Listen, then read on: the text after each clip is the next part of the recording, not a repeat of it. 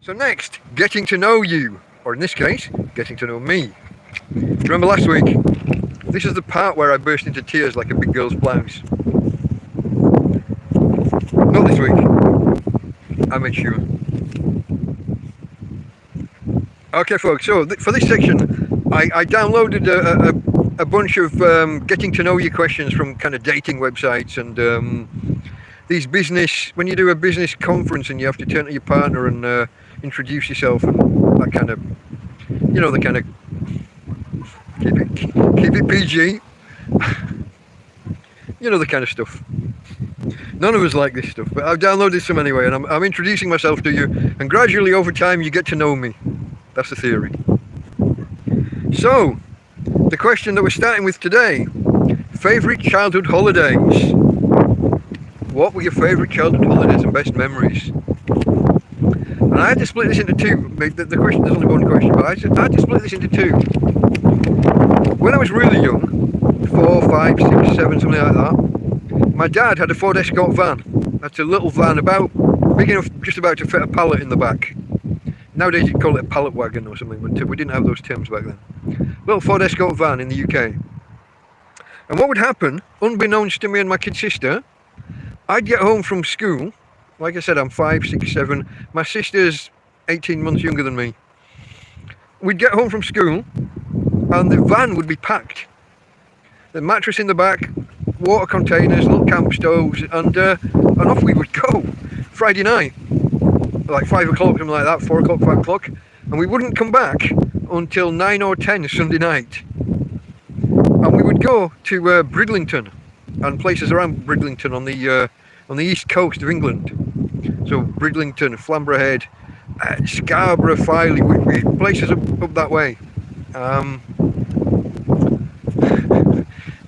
So it's not a camper van, this is just a tiny little Ford Escort van. 4 of us in there, 2 adults and 2 kids.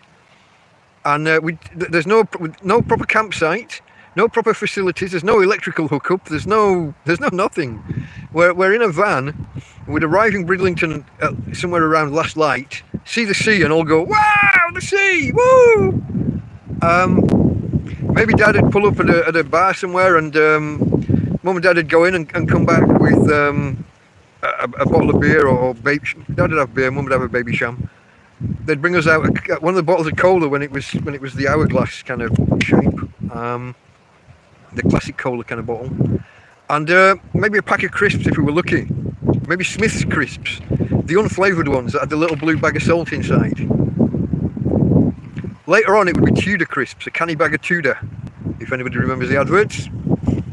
And then after an hour or two sat outside the bar, or you know, in the car, but outside the pub, then we drive off and park on the cliff top, literally the cliff top. Fun times, folks. You can't. I remember how fun it was, kind of rough camping in just in the back of a van. Last minute walk along the cliff top to have a pee at midnight or something after drinking all this cola and eating these crisps. Waking up in the morning and Mum making kind of bacon and egg sandwiches or something on the little camp stove, or just taking us off to a calf, a greasy spoon calf, for breakfast. This would be 1973 or thereabouts. It's somewhere between 72 and 76, 75, 76 at the latest. Probably not quite that late, because I got a bit older and a bit bigger. I outgrew the Ford Escort van. But that was, we're clocking up. This is, when we get to the themes of the week, I'll get there, Steve, don't worry, I'm going to get there. I'm on the intro, I'm wasting time while people arrive. Folks, if you're new, if you've only just arrived in, hit the thumbs up for me. Share it out on Twitter, Facebook and whatever else. I'll still be here when you get back. You go do that, take 2 minutes, I'll be here when you get back.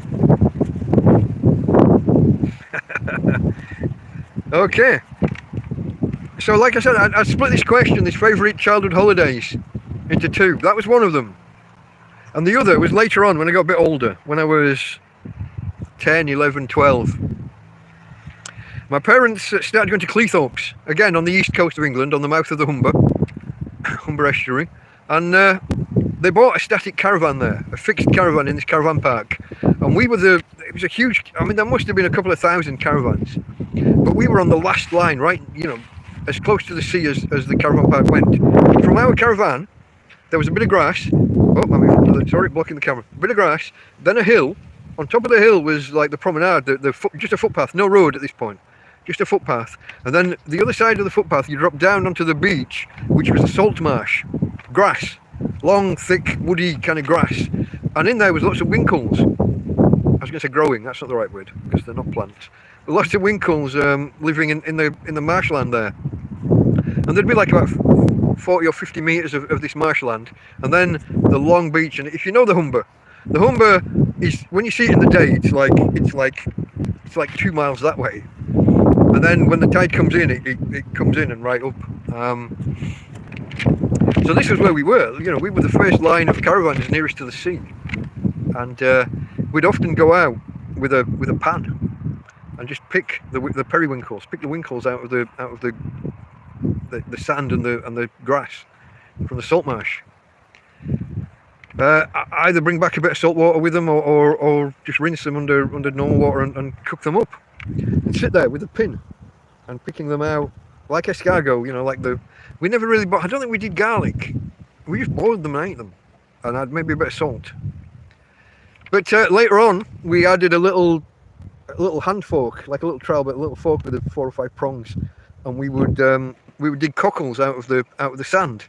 Wherever you stuck your hands, anywhere where it was wet all day long, where the sea would go out but the sand would still be moist. Wherever you stuck your hands in, you were pulling up handfuls of cockles. So yeah, there were also, we didn't know this, we were no good at this, but there were razor clams, which are a long tube. We could have got those, but we didn't know how, and we didn't know what they were and what to do with them. But we missed that opportunity. But there they were. Those are my those holidays at Cleethorpes. And I also had a stunt kite. The 2-string kite that can do loop the loop by pulling the strings in different directions. A lot like my glasses at school. If you look back to the video where I talk about how often I used to lose glasses at school under the grass cutter, under the tractor pulling the grass cutter. I lost a number of kites under the grass cutter. Suddenly you'd go over and there'd be yellow. The kite was called Sky Tiger, yellow and black stripes on the plastic, fiberglass. One of the first fiberglass framed kind of kites. And I had a couple go under the council lawnmower. Childhood, guys, childhood memories. My poor mum, because I would be furious and crying and annoyed and all of those things. She'd have to take me shopping in the next couple of days to buy a new one, to shut me up. We would go there. Here's the thing. In Cleethorpes, we would go there the night we broke up from school, or possibly the next morning. It's a 6-week holiday, the summer holidays. 6 weeks, sometimes 7 weeks. The day we broke up, or possibly the morning after, until the Sunday night before we started back at school.